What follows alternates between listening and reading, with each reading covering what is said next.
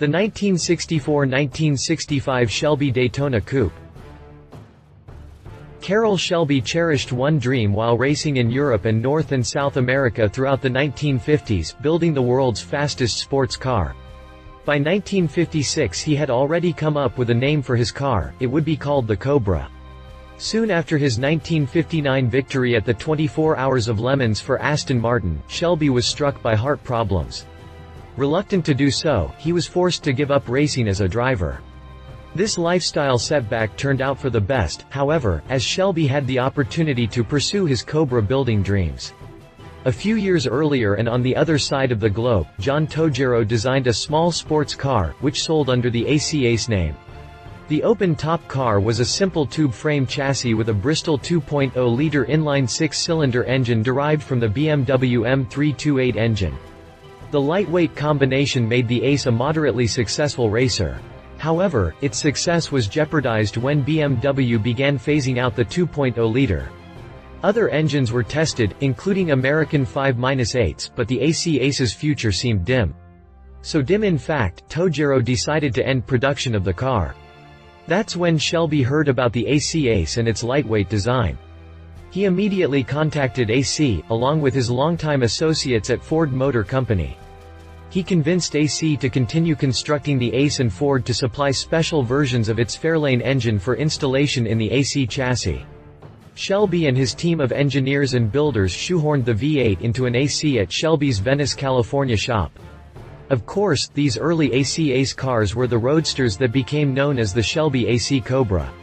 The cars enjoyed a successful racing career, but could never outrun Enzo Ferrari, Shelby's longtime LeMans rival, and his Ferrari 250 GTO. That's where the Shelby Daytona Coupe comes in. Shelby had Pete Brock design a more aerodynamic body for the AC Ace, one that would allow for higher top speeds at Le Mans Mulsanne Straight. The design worked, allowing the coupe to hit 190 miles per hour. The car's debut race would be the 1964 Daytona Continental 2000 at the famed Daytona International Speedway in Florida. Continue reading for the full review. Exterior. The Daytona's nose is far pointier, taking after the Ferrari 250 GTO. The Shelby Daytona Coupe's AC Ace heritage is evident in its design, though Pete Brock's aerodynamic improvements certainly make for a unique exterior. The Daytona's nose is far pointier, taking after the Ferrari 250 GTO.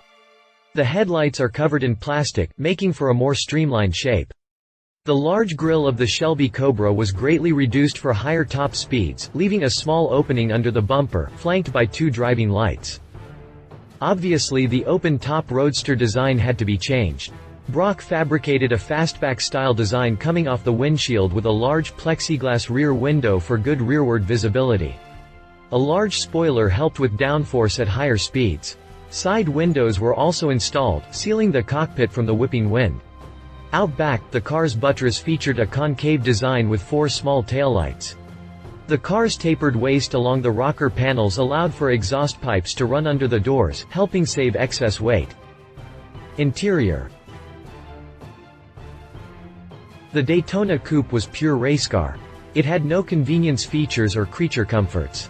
Two racing bucket seats sat on either side of the transmission tunnel, with the driver getting the Shelby's typical wooden steering wheel with its three spokes. A bank of gauges to the right kept tabs on engine vitals and the all-important speed, while rocker switches filled the center stack. The lower console's single feature is the manual transmission shifter. It doesn't get much more Spartan than this. Drivetrain. The Daytona's suspension used the same leaf springs as the AC Shelby Cobra Mark II, a more race-worthy version of the original Roadster. Shelby was well renowned for tuning Ford V8 engines.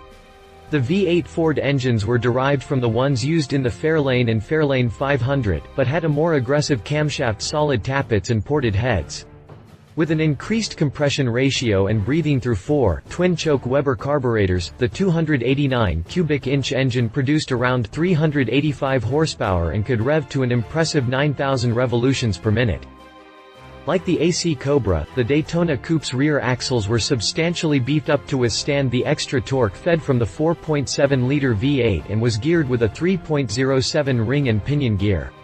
The Daytona's suspension used the same leaf springs as the AC Shelby Cobra Mark II, a more race-worthy version of the original Roadster. Racing history. Although the World Championship was lost by the smallest of margins to Ferrari in 1964, the Cobra-Daytona Coupe proved to be up to the task. When Ferrari failed to construct a legal replacement for the 250 GTO, the road was cleared for Shelby in 1965. Of the 11 races that year, the Daytona won 8. Today the Daytona is best remembered for the 2 consecutive GT-class victories in the 24 Hours of Le Mans in 1964 and 65. At the end of the 1965 season, rule changes left the Cobras pretty much obsolete for racing. In those 4 seasons, however, the Cobra built up an impressive racing record on both sides of the Atlantic. Competition. 1964 Ferrari 250 GTO.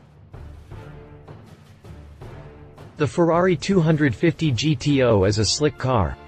In fact, it can be argued the Daytona Coupe borrows much of its design from the Ferrari. The fastback rear window, the covered headlights, the small oval grille down low, all of it can be found on both cars. Regardless, the cars were different animals built a world apart. Nevertheless, the Ferrari gave the Daytona Coupe a hard run for its money in 1964. The Italian racer packed a 3.0-liter V12 engine that produced 302 horsepower. The lightweight Ferrari could easily crack 190 miles per hour on the Mulsanne Straight. The Ferrari would go on to win multiple races over multiple years, making it one of Italy's most storied racers. Read our full review on the Ferrari 250 GTO here. Conclusion. Only 6 Shelby Daytona Coupes were ever built. Incredibly, each have a storied racing history and still exist to today. The first example, chassis number CSX-2287, was the original prototype developed by Shelby and Brock. After its illustrious racing carrier, the car had disappeared in the mid-1970s. It wasn't until 2001 when the car was found in a California storage unit after its owner's suicide. An extensive legal battle ensued, but ownership of the car eventually fell to a collector. The car now sits unrestored but mechanically reconditioned as a permanent member of the Simeone Foundation Automotive Museum in Philadelphia, Pennsylvania. The car is estimated to be worth over $4 million. Love it. Exotic looks, American muscle built to race against the big names, highly valuable today. Leave it. Only 6 ever built became obsolete thanks to FIA rules. If you liked this video, please share your thoughts in the comments below and don't forget to hit the subscribe button.